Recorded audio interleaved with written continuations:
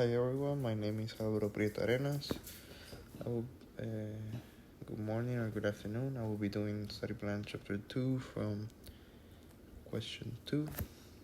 Bear with me, this is a very lengthy problem. A car moving at a velocity of 20 meters per second is behind a truck moving at a constant velocity of 18 meters per second. When the car is 50 meters behind the front of the truck, the car accelerates uniformly at 1.8 meters per second squared.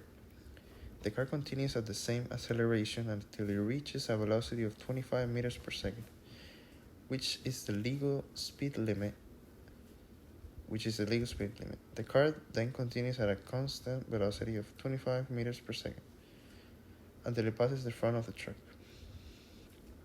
The distance the car travels while accelerating in meters is closest to. Alright. So, this is interesting. So, okay. We're gonna use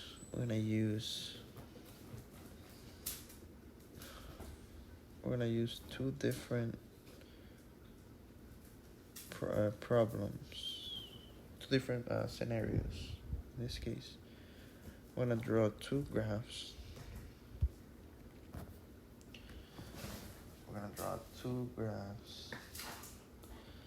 That are like this,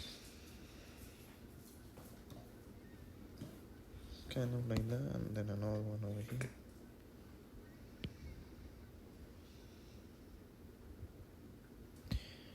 Okay, now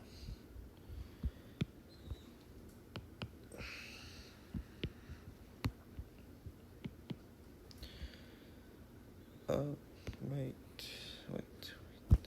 sorry, never mind, this is time, and this is another variable. Let's just put it as y for now, but this is time, but it's x and y, you know what I mean. So, in this case, time is x, so we're gonna work with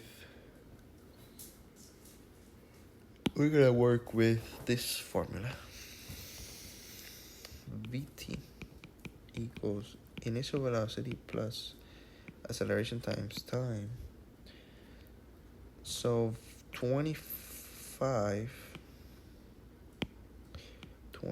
meters per second, that we got 20 also initial, and 1.8 acceleration times time.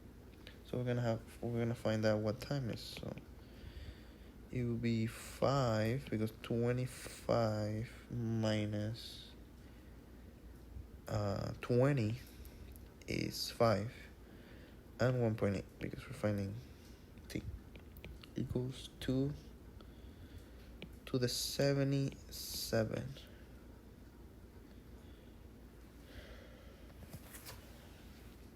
But in other words, we could do it like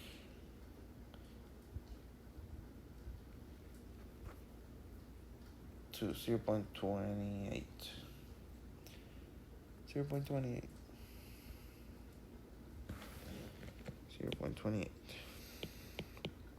In other words, don't worry about the 2 to the power. So, but t is bigger than that. In that case, it's bigger than 0.28.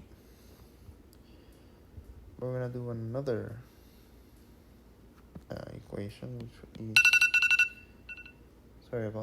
which is xe, initial of x times initial of velocity times time plus 1/2 acceleration times time squared. So it's 0. We could do like this: 0 plus 2, 20, sorry, not 10, 1/2, 1.8 t squared equals and we're gonna substitute. We had here our t. Our t, we said it was 0.28, which equals to 20 times 0.28 plus 1/2 1.8 times 0.28 squared,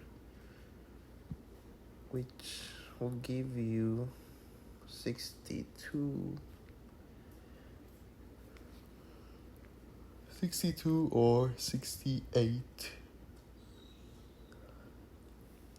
62, my bad. 62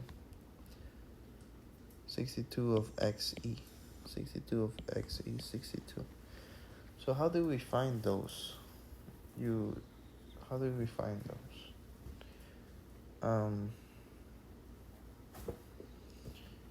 How do we find it? So in other words, we find those by looking at the graph. The graph, this is how it did. It just went like this.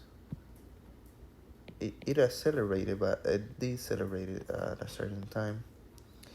In this case, it will be different lines. From this line, it will be different lines, so it will be like this, making a type of